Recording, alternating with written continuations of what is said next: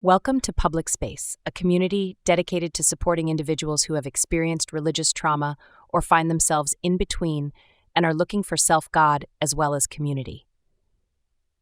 We exist beyond the four walls of colonized religion. Here, we create a safe and vibrant space where members can explore and share spirituality, stories, art, and intellectual inquiry through critical dialogue.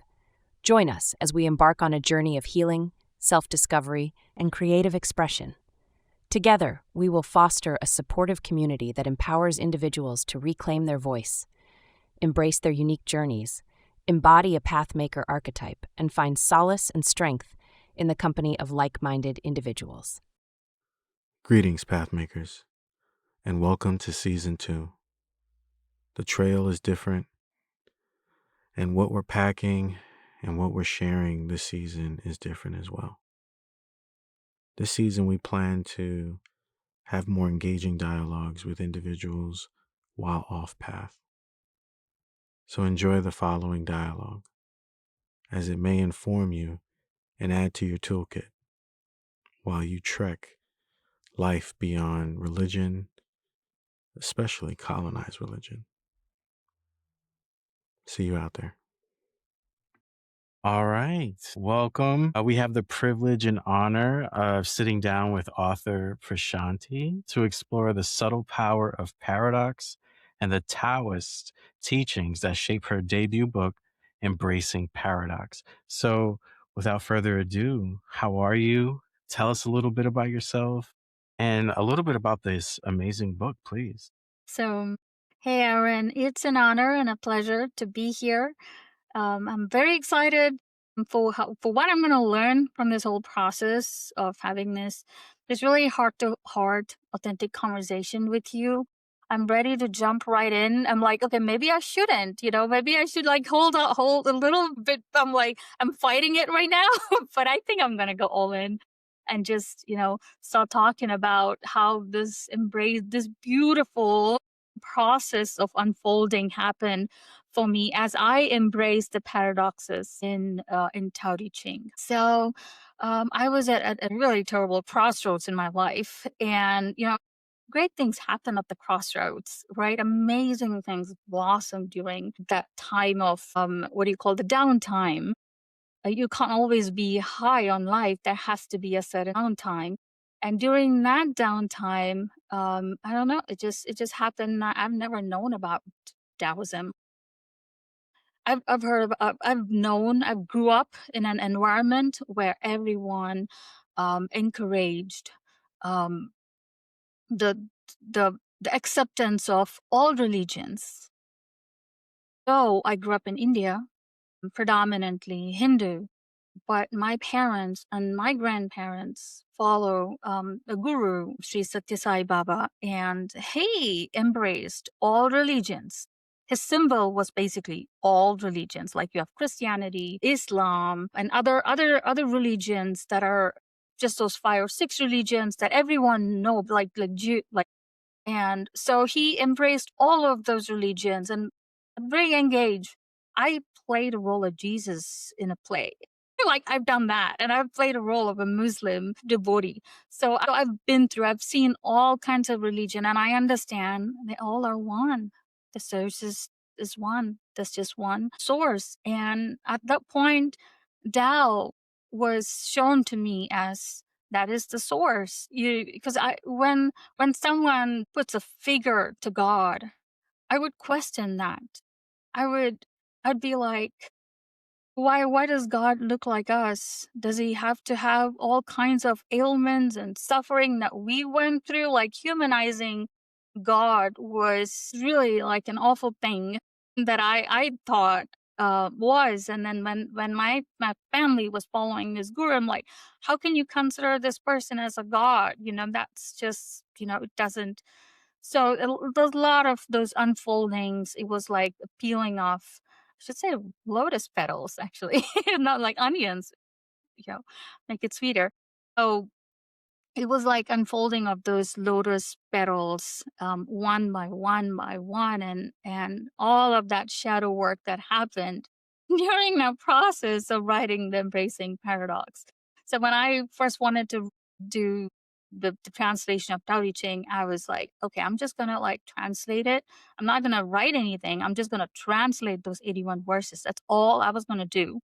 And that's how I was prepared to go that route. And as I read through these various translations of so many folks, so many others who have been philosophers, and Alan Watts's lot of his discussions on his take on Tao Te Ching, all of that really kind of drew me to go much deeper and write a lot more, like going to the paradoxes. So what I found in these verses were mostly paradoxes. Everything is about paradox in Tao Te Ching, and in Lao Tzu speaks in paradoxes. So I was intrigued by that. Like I didn't even know what the word paradox meant before.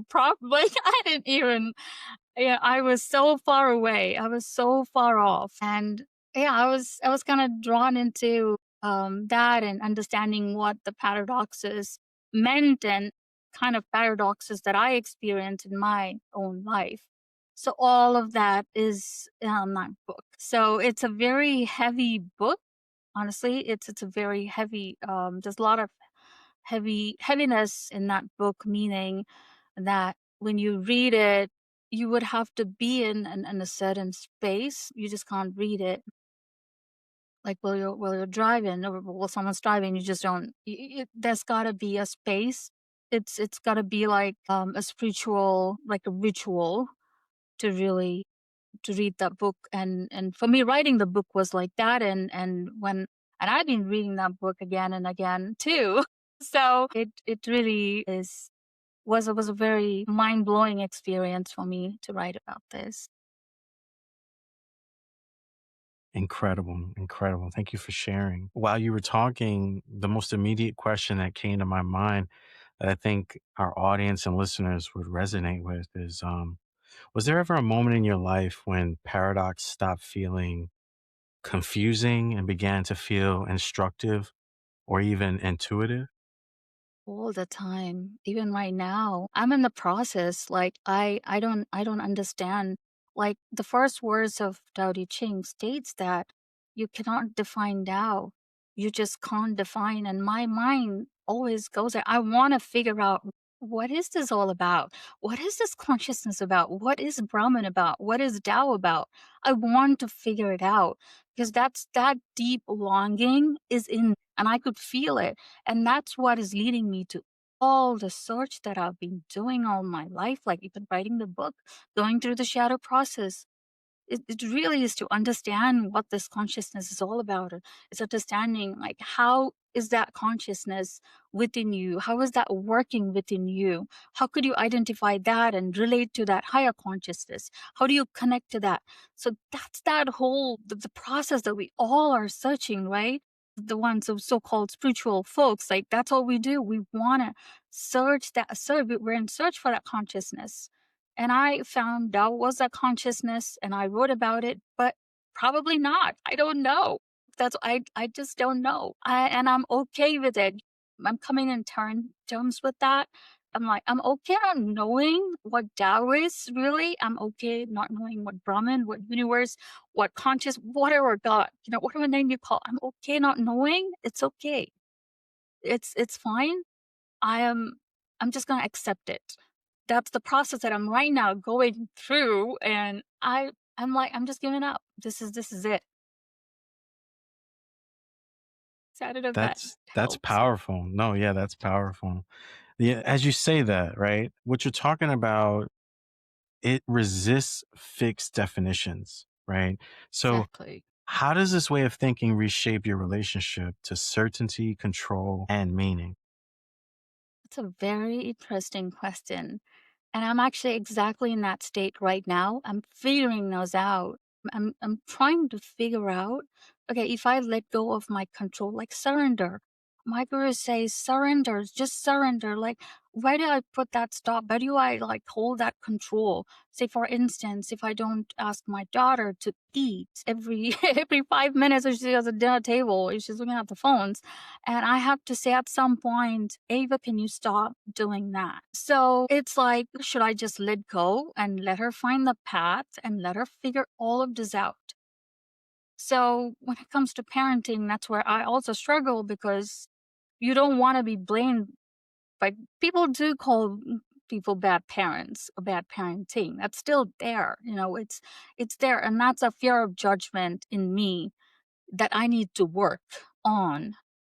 And I'm like, I should be okay with it. So what? I don't want to control her. Let her do her thing. If she's eating, she eats. If she doesn't, she doesn't. It's her destiny. And what will happen. And I have to let that fear of judgment go, and be that person that I truly and authentically want to be. Make that space for myself. And it's a process. I'm not there. I'm learning. I think we all are learning as we are talking, and as whoever's listening to. I'm pretty sure we all are in this together, and we're learning how to process all of this. So I guess we could help each other out, have open conversations in forums like this. And that's why, Aaron, what you do is amazing. Bring people like me and others to come outside and talk and be heard. Otherwise, I'm going to be in my home. My book's just going to be there in Amazon. Like, I'm it's just going to be there. I mean, and what's the point? People that have some information that can be helpful for other folks and who genuinely want to share, we should be able to share in platforms like this. And thank you. Thanks for that. It's an honor. It's our honor and privilege. Thank you. Thank you. And this is such an enriching dialogue, conversation. It's not your typical everyday kind of conversation. We're talking about dense things, complicated things, if we may add, that are spiritual, right? And spirituality Right. does not have a set, fixed definition itself. Like you're mentioning, you were brought up in a multi-faith kind of perspective of life, which is beautiful. And what a privilege and honor that was and is, to see the beauty in all the tongues of how to try to describe the divine, right? We're all trying to describe the great divine, the most sacred things.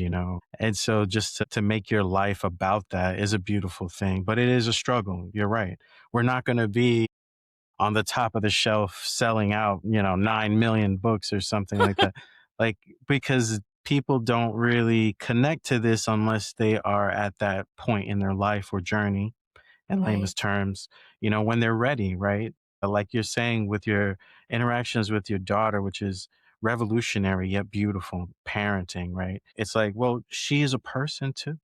She's a Exactly. whole energy too. Like, Right. she has to learn some way, right? She has to learn consequences for her choices or consequences of no action, right? Even Right. Wu Wei speaks of no Exactly. action, right? There's Yep. consequences. Yep. So, these are beautiful things and everyday practical ways you're explaining it. I had another question, if you don't mind. Of course. How does paradox move from philosophical insight into something lived in the body, like a breath or daily decision making? Could you explain that, or maybe a piece from your book could help with that? Right. So we are living paradoxes ourselves, and we haven't labeled it. And again, labeling things is another something I would to hate. I hate to use the word hate. I'm sorry I used it, but honestly, it's the labeling is the worst thing that we could do to ourselves. So Taoism is all about non-labeling, like pull those labels out. Just take it out and chuck them. You don't need to. So embodying that paradox in everyday lives, it's that's that's a question in itself that we need to, because everything is a paradox. There's every situation that we face is a paradox. So for instance, I wake up every day in the morning, I go right to work. I have a full-time job that I do. So I go right to work and I start talking to my team, and I'm having a conversation with the team, and we're just we're just in the midst of it. And I'm constantly deciding about how much information should I say, what should I talk, and a lot of those discussions also happen in your head. So it's kind of, I'm living that paradox. Tao talks about, honestly, the answer is being authentic to yourself. Don't care about labeling them as good or bad or staying in the middle. Just be yourself. That's all that matters. Whatever you think is the right thing to do in that moment, do it. Don't care if it's a right thing, don't care if it's a wrong thing. And that's what karma yoga talks about. Karma yoga, you probably heard about karma yoga. Uh, karma. So what they say is you perform your action, but don't worry about the results. Only when you worry about the results, you start labeling things. So when you stop labeling things, you're just being yourself. You do what is the right thing. If talking about my daughter was the right thing, I just did it. I did not plan on it. It just came to me. So it's, you just be the authentic self and don't worry about what backlash you're going to receive later on, you know, for saying something like that on a forum. So it's just being that authentic self. I think that's what it's all about. And that's what life is all about, is being the authentic version of yourself and not worry about what the consequences are, or if I would be loved or hated for what I said, or about anything else that exists outside of being your authentic self. So to me, that's the biggest paradox ever is to navigate through these and make it through without even having that desire to know all. Like, how do you let that go? Like, I want to know. I want to get. I want. That's the whole reason why I'm constantly on the path of seeking. I'm seeking. I'm always a seeker.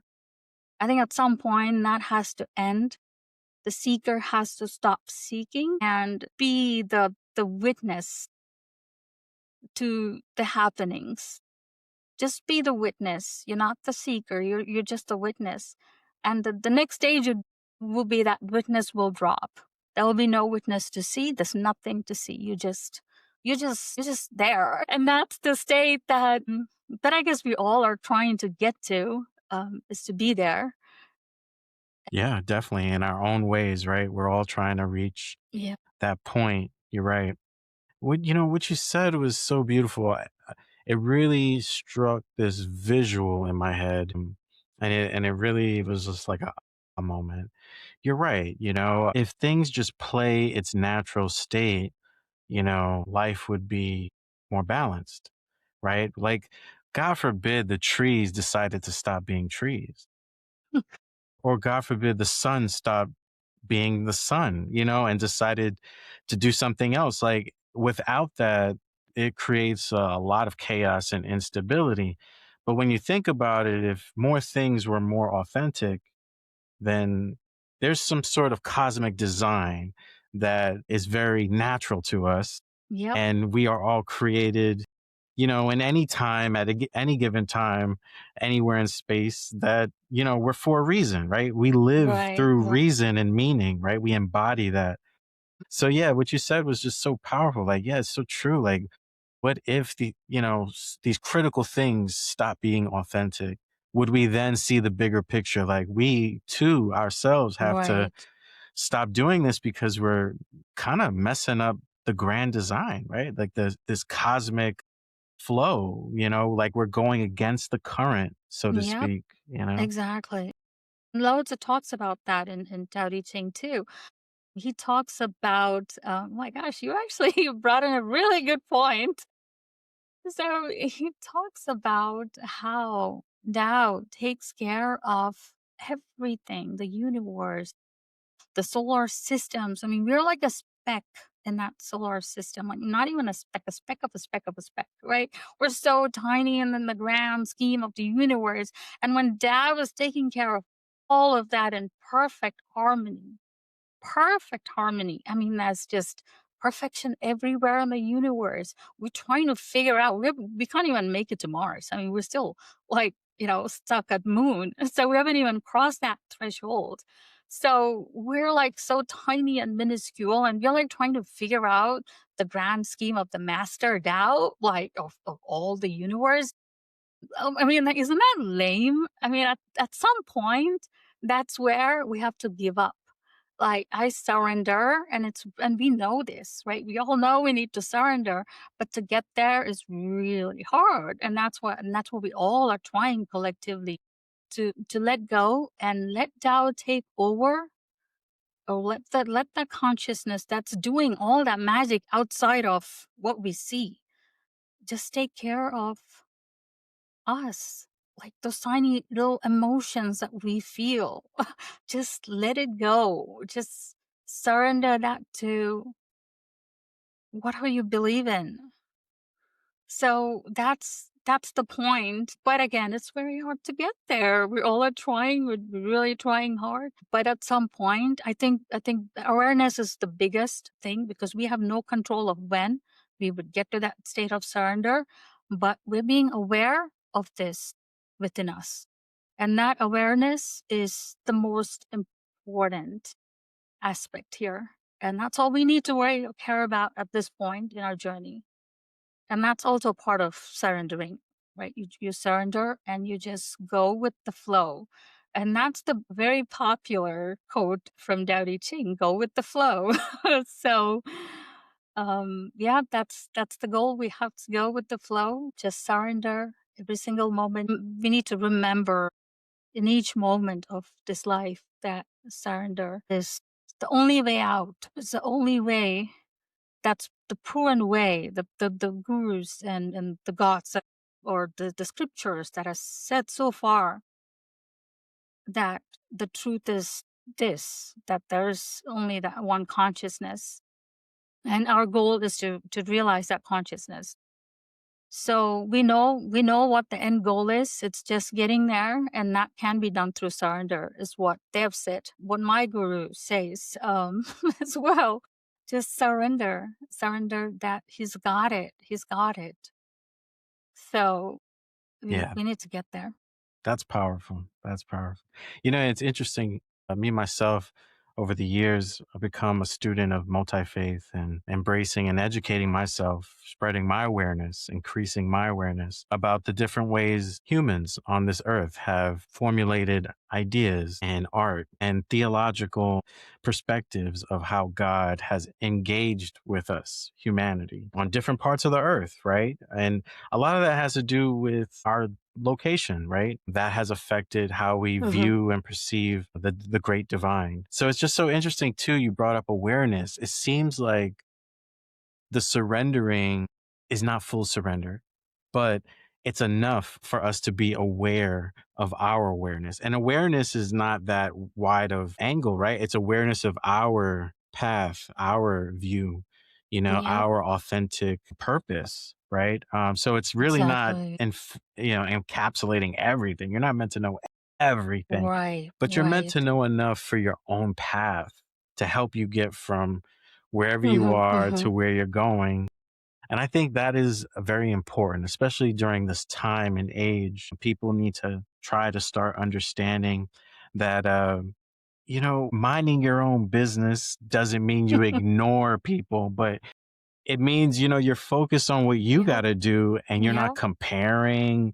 You're not trying to be like somebody else. You're trying to Yep. just be you, right? Oh my goodness, I could relate to that, Aaron. I'm so glad you brought this up, because I'm exactly like that. I'm like, I'm just here sitting here minding my own business, because what happens is, what I've seen happen to me in the past is, when you get involved in people's life, you just get caught up in their web of stuff.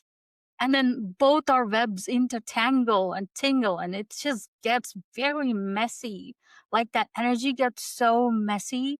So we have to stay away. I mean, for our own sake, for their sake, we're honoring the God in them as well, the divine in them, the Tao in them as well. So the best thing that you could do is step away from the drama. When the drama happens, it's not selfish. I'm telling you, it's not selfish. We need to stay, because our energy could impact their energy, and it could get really messy. So it's better to stay in our own. So be in isolation as much as possible, because that's when you really get to self-reflect. And when you just get caught up in other people's drama, it's just a lot of density it adds to. It just makes that surrender very difficult. It just makes it very difficult, because there's so many other people and characters, and and their relationship dynamics that all play, and they just take away so much space from your head, that drama, that you can't focus on what really matters, and then you get caught up in the density of people and relationships. So that is something that I recently, not recently, but it's been a process, right? It's been a process. So I figured out that this is the way my life is gonna be, and this is how who I am. I really don't need a lot of people, but I do love people. When I see them, I'm 100%. I'm there. I'm present for them. They are my world when I talk to them, but I'm not gonna be like behind your business. I'm not gonna know things I don't wanna know, because I just wanna love you the way you are. I don't wanna know the drama, because I wanna try and see that God in you. That's all I wanna see. When you add the drama, you get distracted. God's not supposed to behave this way.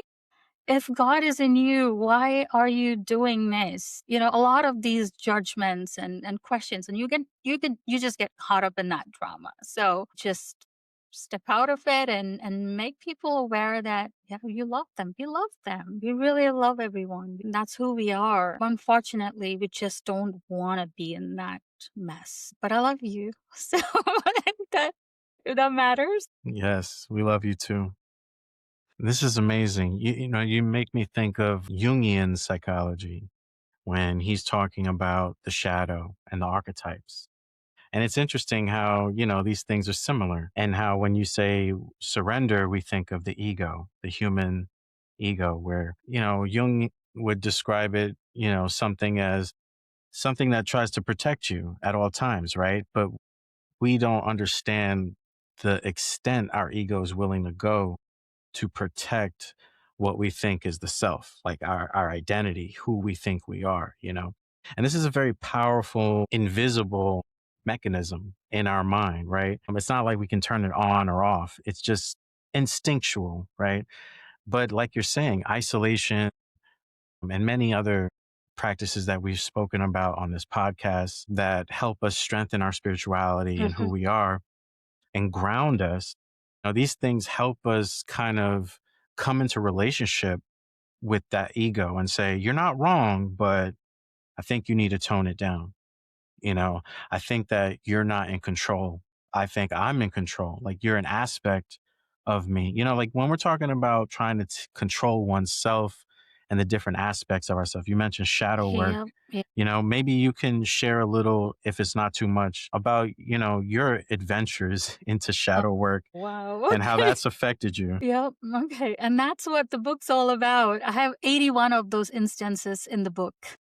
It's basically the work that I went through with each of the words. So, okay, I touched on this at the beginning when you asked me about the embracing paradoxes and how I came about this book. So when I started, I just wanted to like do the translation, and then I read all kinds of translations, and then I processed and I came up with my own version. But for me to come up with my own translation, I had to go through a process.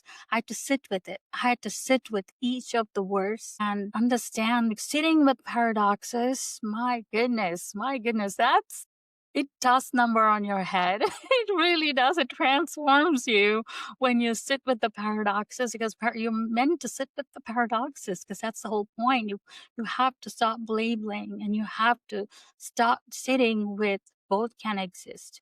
Good and bad has to exist. They have to exist. And the only way that you can accept this is by being your authentic self. When you stop, because you need bad as much as you need good. Because I used to think I'm doing all these good things, I'm going to add up all this good karma in my life. No, that's not how this universe works. It doesn't matter if it's good or bad. And that's again Tao Te Ching, Lao Tzu says that when it pours on everyone. The Tao doesn't differentiate between good person and a bad person. A bad person gets the rain, and a good person. The martyr gets the rain, and a saint gets the rain too. The same rain. It doesn't differentiate. So it just doesn't matter what it is. It's all about labeling and calling things, and Just give up on that. That's what Taoism is all about. Just give up on labeling. You don't want to exist in that reality. We have to raise above that and be your authentic self, because you're not born to be someone else. I'm not born to be a goddess or a queen or someone. I am myself, and I am making this queen and goddess of myself, and that's what this journey of us is all about.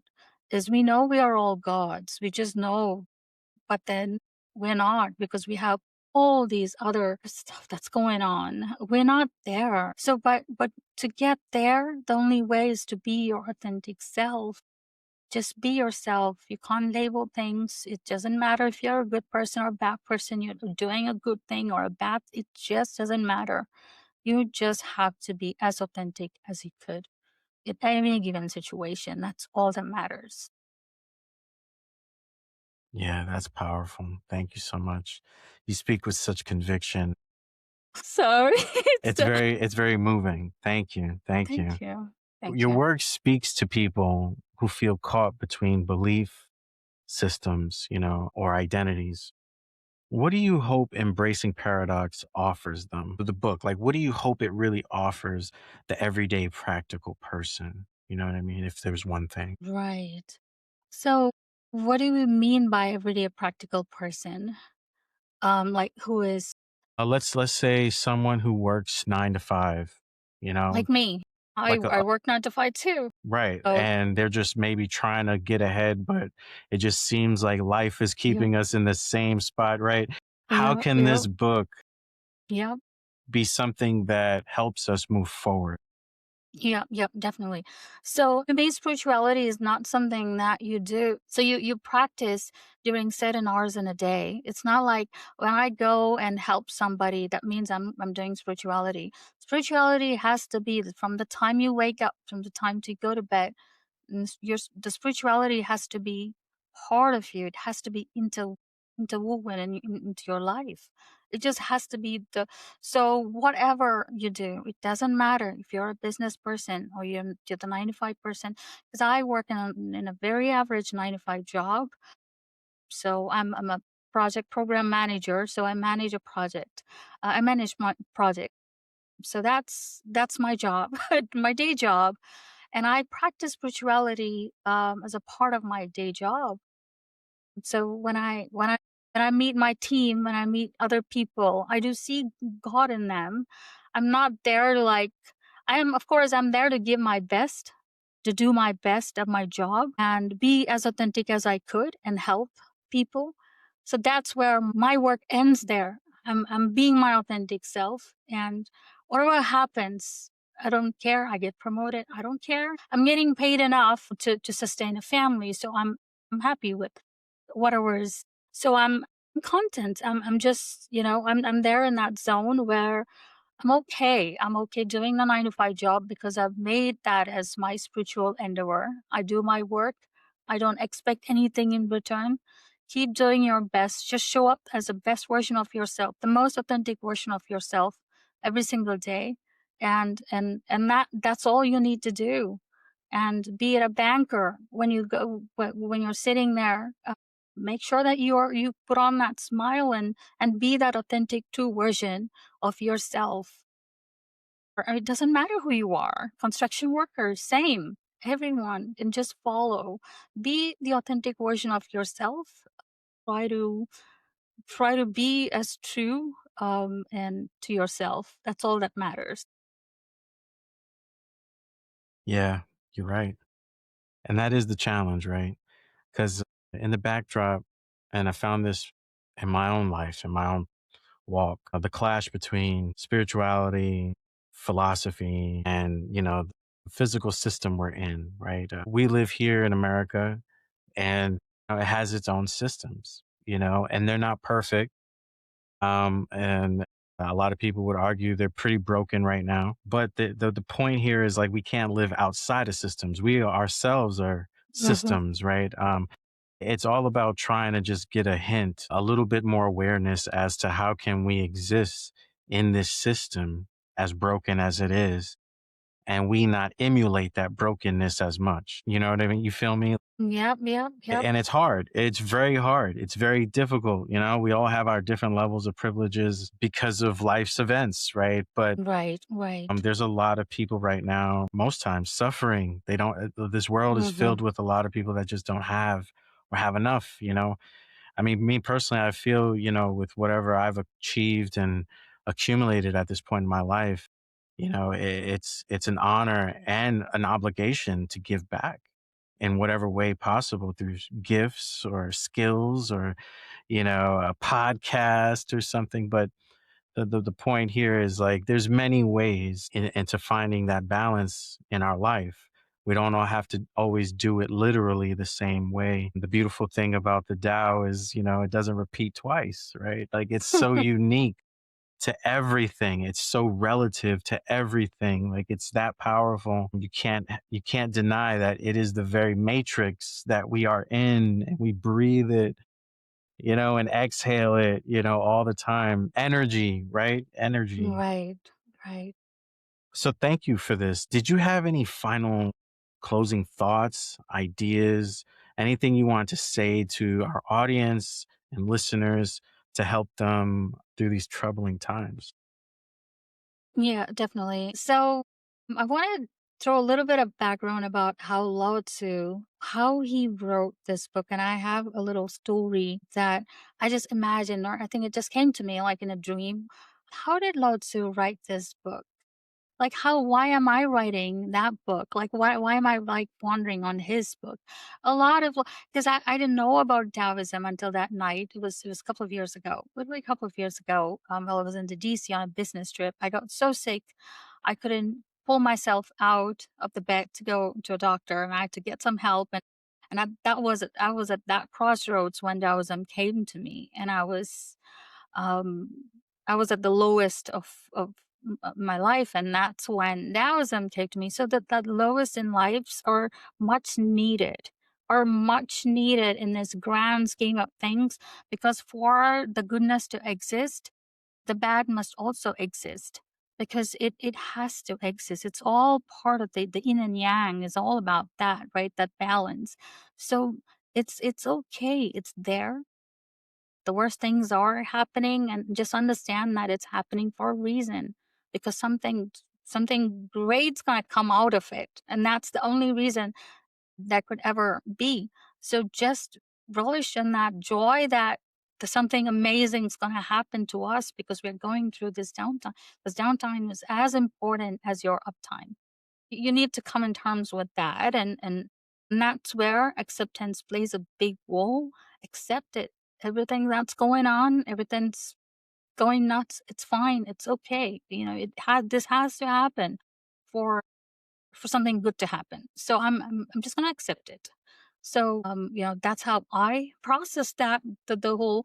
And I stopped. I was on news channels 24/7. They always were running. So 4 years ago, I think I went through that process where I just wanted to know. I was hyper vigilant, and I wanted to know everything that's going on in news. And I had to pull myself out. I had to go through this peeling process where I understood that, through writing this book, obviously, as well, that for that to exist, this needs to exist too. So it's okay. I'm just going to accept it. And I pulled myself out of all of that. I don't know anything that's going on, because I don't want to know. Like I said at the beginning, I don't want that to intermingle with the drama that's going on, because the more people that you add, that includes movies, that includes the shows that we watch, that includes all the media that we watch. You're pulling their lives into your lives. Like, how many of us are crazy about the lives of movie stars? Like, why? Like, they're playing a role. That's their role that they're playing. Why are we crazy about movie stars? It's that fan following. People are crazy. They just want to add more drama in their life. They want to know about the movie stars, their father, their mother, their wife, the person. Why? Because everyone loves a good drama, so they can be distracted from what really matters. There is so much in this world so much that we need to know. As very Ramtim, my guru says this all the time, an honor to be born as a human. It is truly, truly an honor. It's a blessing. It's a gift. It's the best gift that anyone could ever receive is this lifetime. It's a prize. It's about you doctors can save lives, but I don't think they can bring back life. They can't. Nobody can. We can't even try to figure out afterlife before we know nothing about all of that. There's so much that we don't know about. There's a lot more that we need to learn and process. Anyway, so the point is that it doesn't matter. Honestly, just be true to yourself and accept the fact that there is gonna be the light soon, very soon. And I'm very excited about next year actually. I've been hearing that it's a year of a fire horse. Fire horse? Yeah, fire horse. And so we're just finishing the year of snake, and that's why I'm it was truly a year of snake for me. I went through layers of shedding. That process was just going through, yeah, sitting with the verses of the book really was very transformative for me, as a someone living in this era and experiencing all of this and being the average Joe. Average, what's a female version of that? Average, this, yeah, there's this help, yeah. Anyway, I'm like that. I'm a very average person. So yeah, I did my studies and I was a very studious child. All I did was study. I didn't have had no fun. So I'm basically a very average next door girl next door. And I went through a spiritual process just going through this book, and I'm like you. So I'm not someone who's got anything. Of course, my guru in my life was the biggest honor, and he's been really guiding me. I've been holding on to his little toe, and he's been taking me places. That's how I see it. So yeah, it's been that long healing process. And everybody can be that. You can embody that. You can weave the spirituality into your daily lives. It's not something that only people that do not have jobs or artists or the creative folks. No, it doesn't matter. You could be a politician and still follow Tao. And Tao Te Ching was actually written for the kings. At the Lao Tzu wrote this for the administrators in the country. So it doesn't matter. Everybody can practice. A child can practice Tao Te Ching. An old person can.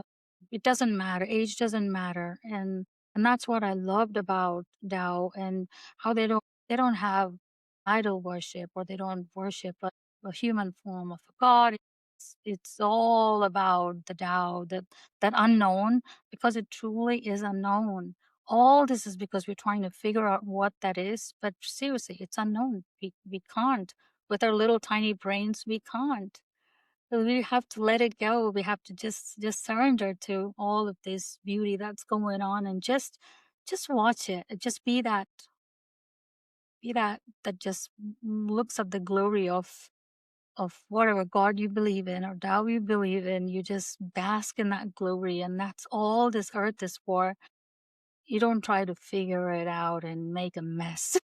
So you wanna you wanna stay as far as, so I mean that's basically my learning. So I'm just pouring it all out here. So that's what my process and what I learned from going through this book was. And if it resonates with any one of you, please, so reach out. I mean, you can I think there's a link to my book on the Amazon. So if you're more interested, we'll definitely check it out. I hope it interests you. Yes, definitely. Definitely. A link will be in the description. We kind of got a pirate copy last minute, but we definitely will be buying off of Amazon to support you. Thank you so much for your time and your wisdom, and just your spirit and energy is so beautiful. Being that you're an average person, you are a beautiful being, and we honor you. Thank you so much. Thank you, Aaron. It was a true honor for me to be here. Thank you. Thinking about starting a podcast but don't know where to begin? Do you want to improve the quality of your podcast? Struggling with podcast editing and post-production? Want to enhance your podcast's storytelling? Ready to take your podcast to the next level? Discover how Lost Raven Studios podcast consulting can walk with you. Visit our website and schedule a free consultation.